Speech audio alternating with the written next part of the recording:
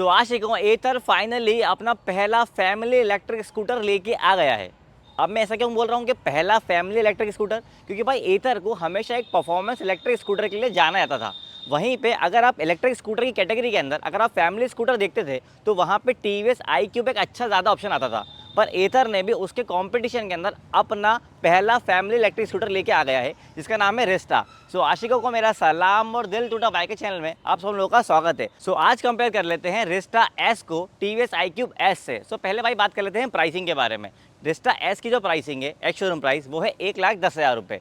वहीं टीवीएस आई cube S की price है 1,46,500 रुपये। अब अगर हम प्राइस पॉइंट के हिसाब से देखें तो भाई यहाँ पे टीवीएस आई क्यूब का जो प्राइस है वो बहुत ज़्यादा है। तो भाई प्राइस के पॉइंट के हिसाब से तो रिस्टा क्लियर विनर है, क्योंकि इसके अंदर फीचर्स भी ज़्यादा हैं, आई क्यूब के अंदर फीचर्स भी कम है। पर क्या ये पूरी सच्चाई है? इसको जानने के लिए वीडियो को एंड तक देखना। अब अगर बात करें बैटरी के बारे में तो भाई रिस्टा एस के अंदर 2.9 किलोवाट का बैटरी पैक दिया है। इसकी जो आईडीसी रेंज है वो 123 किलोमीटर से। अगर मैं एक्चुअल रेंज की बात करूं जो एथर क्लेम कर रहा है वो 105 किलोमीटर से, और इसको फुल चार्ज करने में लगभग 8.5 घंटे का समय लगेगा। वहीं अगर हम टीवीएस आई क्यूब एस की बात करें तो इसकी जो बैटरी पैक है वो 3.04 किलोवाट की है। इसकी जो क्लेम रेंज है वो 100 किलोमीटर की है, और ये गाड़ी एक्चुअल रेंज भी 100 किलोमीटर की दे देती है। इसको फुल चार्ज करने में लगभग 5 घंटे का समय लगता है। रिस्टा एस के अंदर सेम बैटरी पैक दिया हुआ है जो अभी 450 एस के अंदर आता है, जो ऑलरेडी एग्जिस्टिंग गाड़ी है एथर की। पर यहाँ पे रेंज में थोड़ा सा बढ़ा दिया गया है, क्योंकि एथर 450 एस की जो क्लेम रेंज है वो 115 किलोमीटर से, और रिस्टा एस की जो क्लेम रेंज है वो 123 किलोमीटर की है। अब अगर हम ट्रू रेंज की बात करें तो भाई एथर जो क्लेम करता है वो रेंज आप व्हीकल के अंदर निकाल सकते हो,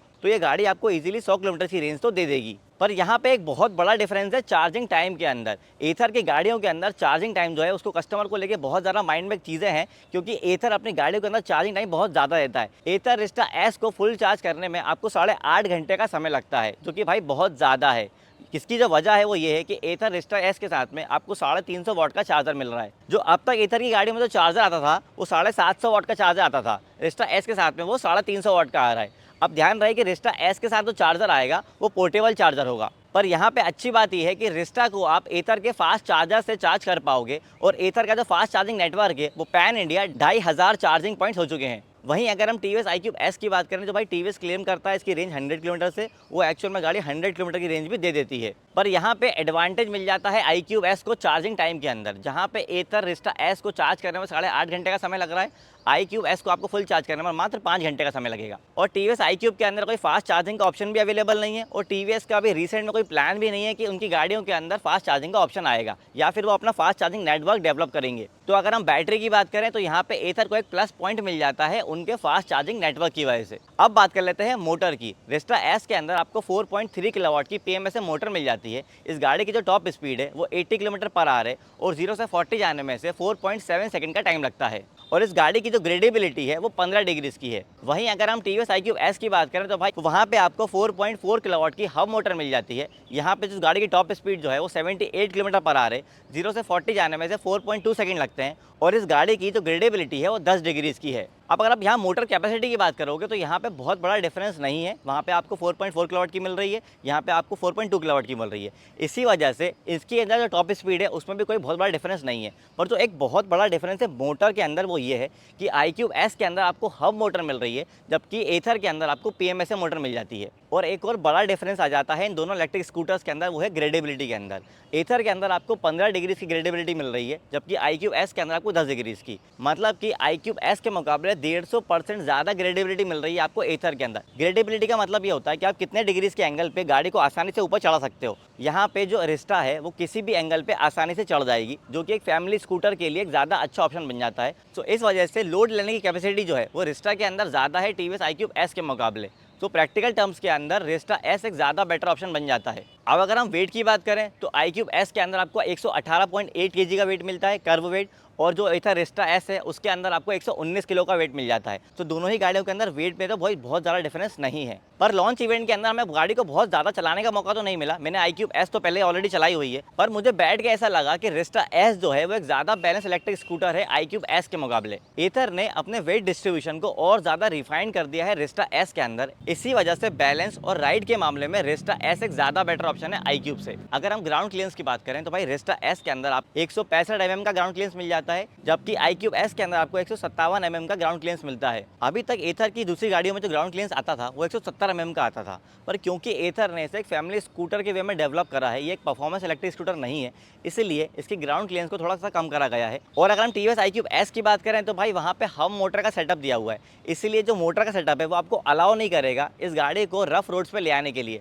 तो भाई वहाँ पे भी इस गाड़ी की जो ग्राउंड क्लियरेंस है उसको और ज़्यादा कम रखा गया है। तो ग्राउंड क्लियरेंस के मामले में भी एथर रेस्टा ज़्यादा अच्छा ऑप्शन है। अब अगर हम टायर्स, ब्रेक और सस्पेंशन की बात करें तो भाई रेस्टा एस के अंदर आपको 90 बाय 90 12 इंच का टायर मिल जाता है फ्रंट के अंदर। यहाँ पे आपको फ्रंट में डिस्क ब्रेक मिलता है और आगे आपको टेलीस्कोपिक सस्पेंशन मिल जाता है। अगर हम रियर की बात करें तो भाई रियर में रेस्टा एस के अंदर आपको 100 बाय 80 12 इंच का टायर मिल जाता है। वहाँ पे आपको पीछे जो बड़ा अंतर है, अभी तक की एथर की जितनी भी गाड़ियाँ आती थी वहाँ पे डिस्क ब्रेक आता था, ये एथर की पहली गाड़ी है जिसमें पीछे आपको डिस्क ब्रेक नहीं मिल रहा, यहाँ पे आपको ड्रम ब्रेक मिल रहा है। और पीछे हमेशा से एथर जो है अपनी गाड़ियों के अंदर मोनो सस्पेंशन देता है। अब अगर हम आई क्यूब एस की बात करें तो यहाँ पे आपको फ्रंट के अंदर 90 बाय 90 12 इंच का अलॉय व्हील्स मिल जाता है। यहाँ पे आपको आगे टेलीस्कोपिक सस्पेंशन दिया हुआ है, आगे आपको डिस्क ब्रेक मिल जाता है। यहाँ पे अगर हम रियर साइज़ के टायर साइज़ की बात करें तो वो यहाँ पे 90 बाय 90 12 इंच ही है। रियर में आपको ड्रम ब्रेक ही मिलता है और आपको पीछे सस्पेंशन जो है वो ड्यूल सस्पेंशन मिल जाता है। अब भाई टायर साइज़ तो दोनों ही गाड़ियों का सेम है, ब्रेक सेटअप भी सेम है। फ्रंट में आपको डिस्क ब्रेक मिल रहा है, रियर में आपको ड्रम ब्रेक मिल रहा है, पर जो सबसे बड़ा अंतर है वो है सस्पेंशन के अंदर। एथर रेस्टा एस के अंदर जो रियर सस्पेंशन है वो मोनो सस्पेंशन दिया हुआ है, जो आपको एक बहुत ज़्यादा राइडिंग कंफर्ट और स्टेबिलिटी प्रोवाइड करता है टॉप स्पीड और कर्व्स के अंदर भी। तो इस छोटे से चेंज की वजह से रेस्टा एस एक ज़्यादा सेफ ऑप्शन है आई क्यूब एस के मुकाबले। अगर हम बूट स्पेस की बात करें तो भाई एथर रेस्टा एस के अंदर आपको 34 लीटर का बूट स्पेस मिलता है। अभी तक जो एथर की गाड़ियाँ आती थी उन सब में 22 लीटर का बूट स्पेस आता था। ये पहली इलेक्ट्रिक स्कूटर है एथर की तरफ से जिसमें उन्होंने बूट स्पेस को बढ़ा दिया है, 34 लीटर का कर दिया है। वहीं अगर हम आई क्यूब एस की बात करें तो आपको 32 लीटर का बूट स्पेस मिल जाता है। तो भाई यहाँ पे एक चीज़ देखने को ये मिल रही है कि अभी तक एथर की सारी गाड़ियों के मुकाबले आई क्यूब एस का जो बूट स्पेस था वो ज़्यादा था, पर अब जो है क्योंकि एथर ने इसे एक फैमिली स्कूटर बनाया रिस्टा को, तो यहाँ पे बूट स्पेस जो है वो ज़्यादा कर दिया गया है आई क्यूब एस के मुकाबले। अब यहाँ पे बूट स्पेस में आपको ऐसा दिख रहा होगा कि 34 और 32 में बहुत ज़्यादा डिफरेंस तो नहीं है, पर यहाँ पे एथर आपको एक एसेसरी प्रोवाइड कर रहा है एडिशनल, जिसमें आपके लिए 22 लीटर की स्टोरिंग कैपेसिटी और ज़्यादा बढ़ जाती है अगर आप वो एसेसरी परचेज करते हो। ये एसेसरी कुछ इस तरह दिखती है जो आपके आगे लगती है।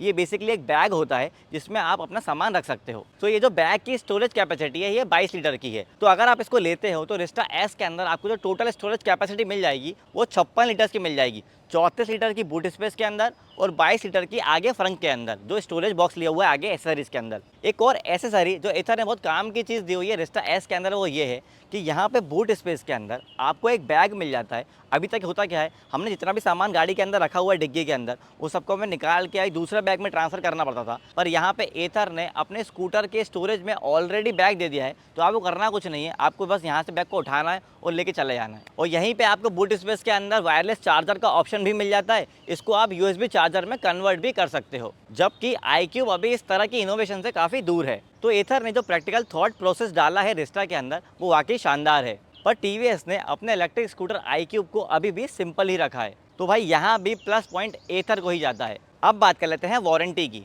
तो भाई एथर रेस्टा एस के अंदर आपको व्हीकल और बैटरी के ऊपर 3 साल और 30,000 किलोमीटर की वारंटी मिल जाती है, और पर यहाँ पे आपको एक्सटेंडेड वारंटी का ऑप्शन भी मिलता है। यहाँ पे आप इसको 13,000 रुपये एक्स्ट्रा दे के 5 साल और 60,000 किलोमीटर के लिए ले सकते हो, पर ये जो वारंटी है सिर्फ बैटरी के ऊपर है। वहीं टीवीएस आई क्यूब एस के अंदर आपको व्हीकल और बैटरी के ऊपर 3 साल और 50,000 किलोमीटर की वारंटी मिल जाती है। आप इसे 5 साल और 70,000 किलोमीटर के लिए एक्सटेंड भी कर सकते हो, लगभग 3300 रुपये एक्स्ट्रा देके। पर यहाँ पे जो आपको एडवांटेज मिलेगा वो ये कि ये जो एक्सटेंडेड वारंटी है आई क्यूब के अंदर वो आपको व्हीकल और बैटरी दोनों के ही ऊपर मिलेगी, जबकि रेस्टा के अंदर आपको सिर्फ बैटरी के ऊपर मिल रही थी। तो भाई वारंटी के मामले में तो आपको टीवीएस एक ज़्यादा अच्छा ऑप्शन दे रहा है आई क्यूब के अंदर, क्योंकि पहले तो वो आपको बाय डिफॉल्ट भी ज़्यादा किलोमीटर्स की वारंटी दे रहा है और आपको एक्सटेंडेड वारंटी के अंदर भी अच्छा खासा ऑफर मिल रहा है। एक्सटेंडेड वारंटी का जो ऑफर है वो रेस्टा के अंदर भी है, पर वो आई क्यूब के मुकाबले ज़्यादा महंगा है। उसकी वजह ये है कि जो एथर में आप 13,000 रुपये एक्स्ट्रा खर्च कर रहे हो प्रो पैक लेने के लिए, वहाँ पे आपको बैटरी प्रोडक्ट के साथ साथ में एडिशनल फीचर्स भी मिल रहे हैं,